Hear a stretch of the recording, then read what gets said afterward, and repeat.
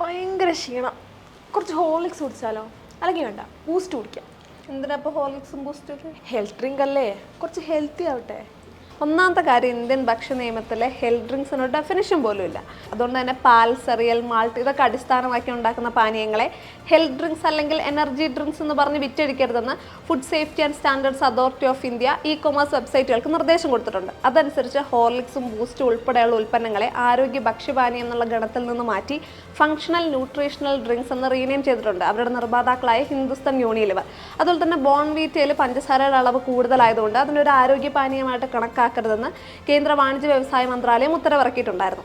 തെറ്റായ പദങ്ങൾ ഉപയോഗിക്കുന്നത് ഉപഭോക്താക്കളെ തെറ്റിദ്ധരിപ്പിക്കുന്നതിന് തുല്യമാണല്ലോ. അതുകൊണ്ടാണ് ഇങ്ങനെ ഒരു നീക്കം. നിനക്ക് വേണമെങ്കിൽ ഹോർലിക്സ് കുടിച്ചോ, പക്ഷെ ഒരു ഹെൽത്ത് ഡ്രിങ്ക് ആണെന്ന് വിചാരിച്ച് കുടിക്കണ്ട.